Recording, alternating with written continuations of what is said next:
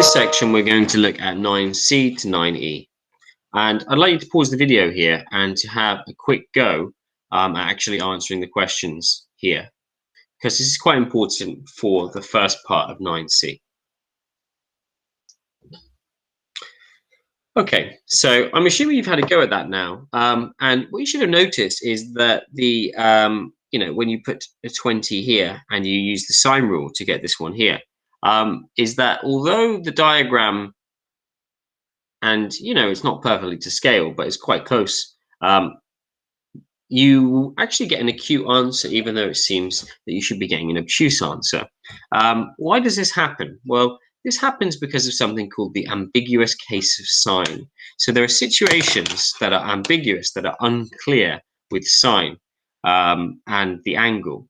So for example, if I asked you to draw a triangle and I said AB is 4, the angle for ABC is 44, and the line AC, which I haven't drawn on yet, is 3, what could the triangle look like?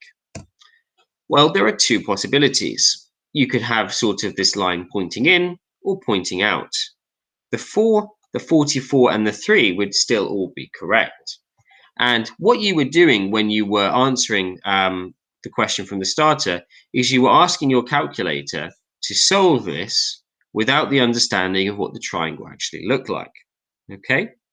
So if we tried to find this angle down here, well, we know that 4 is the partner and that we would use 3 and 44, which is the working out that we've got here. And you should get something like this. But your calculator will return this acute value here. Now, that implies that it's actually talking about this triangle here. But it would be incorrect if we were talking about the triangle formed with the line pointing inwards. So what's happening here is your calculator cannot distinguish between these two situations. And this is all to do with the sine graph. And we'll look at the sine graph in the next lesson. This is the graph of sine, if you haven't seen it before at GCSE. And we were saying, by doing this, we were saying, for which value is sine of that value equal to 0.926? And the issue is there are many answers to that. There are two answers just within 0 to 180. So although, if I'm talking about this triangle here, clearly 112 seems more reasonable.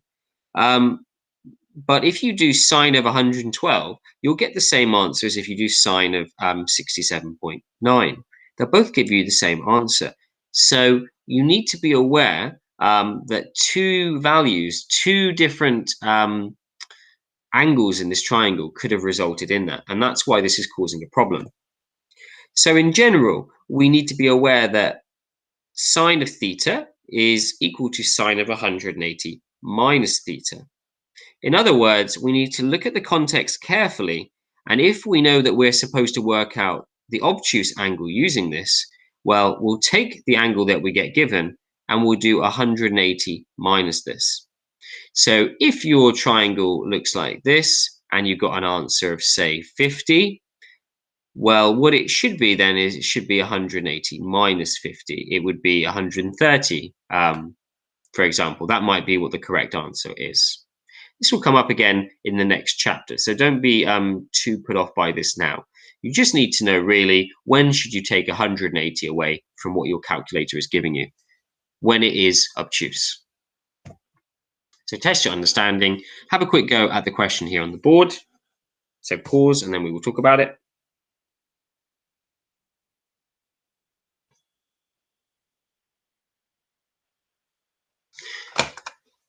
Now, we end up with 43.16.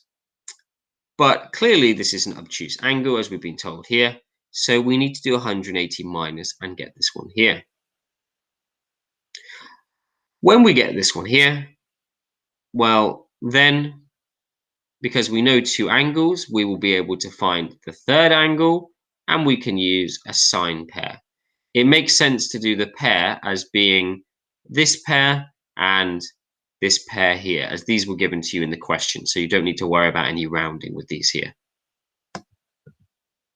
So you should now be able to have a go at questions on ambiguous sign.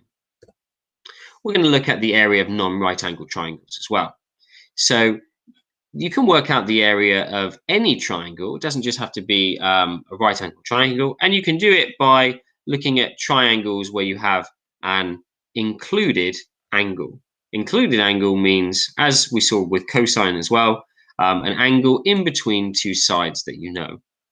The labeling of the triangle is the same as before, but we tend to just shuffle around the letters. We tend to say that this one here is capital C.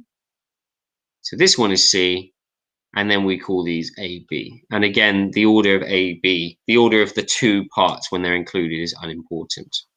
So a little bit different. We tend to call the angle capital C here. But if we plug all of this information in, okay, we get an answer as follows. Worked example. So if we're doing half AB sine C, so with this one here with algebra, and this is the area is 10. So in these situations, it's good to write the equal sign. So we say 10 equals a half x times x plus 3. Sine of 30 is a half.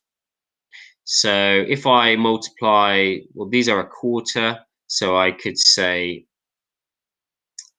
I can multiply by 4 to eliminate that. 40 equals x squared plus 3x. X squared plus 3x minus 40 equals 0. Okay, factorize and solve as you normally would. Okay, and we'll look at an answer for that in a second.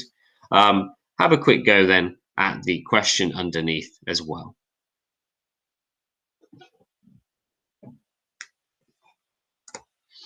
Okay, so the area of the triangle is also 10.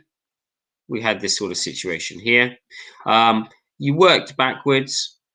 Because they told you that theta was obtuse on this one, just be mindful that when you get 41.8, that isn't the actual final answer because you've done inverse sine. So what you would need to do is take it away from 180 to get the obtuse angle. And just to sort of show some neater working out, okay, that's what we should have done to finish off the other question. And there's the your turn still as well. So now you should be able to have a go at 9 CD. We're going to just finish by looking at also, what do we have here? Using the sine rule twice. So just a quick recap and to finish off. So pause the video, take a moment to have a look at these situations. And I'd like you to think, should we use the sine rule, which we might do once or even twice? That's what we'll say in a moment. Or is it the cosine rule? Does it link three sides and an angle? So this one here, we have a traditional sort of sine rule application. This is the included angle. So this tells us we've got cosine. Again, we've got another sine pair.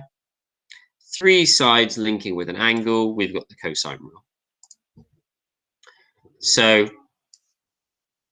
as a recap, two sides known and a missing side not opposite the known angle. So what do we do here? Well, we have a sine pair, and we can use this with another piece of information. Now, the only other piece of information that we have is this one here. So I could work out this part here. Now, when I've found this one here, so do they have a number?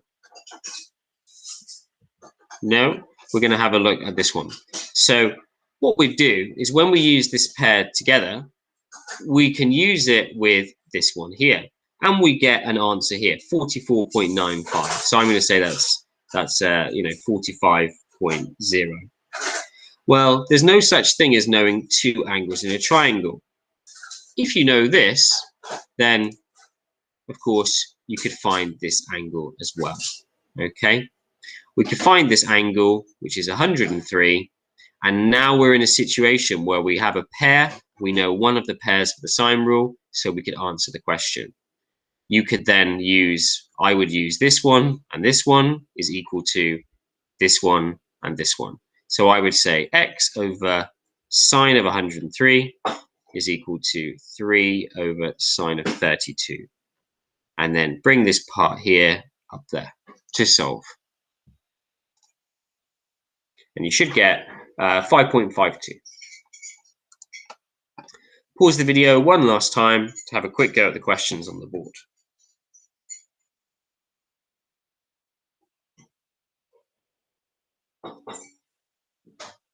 So assuming you've done that now, you should get the answers here on the screen. Notice on this question, this was about the area of a triangle, using a sine pair to get some more information first. Probably in this situation, you probably found this angle here and then used these to sort of think of your included angle. Okay, the next video looks at the final part, which will be a basic introduction to sine, cos, and tan.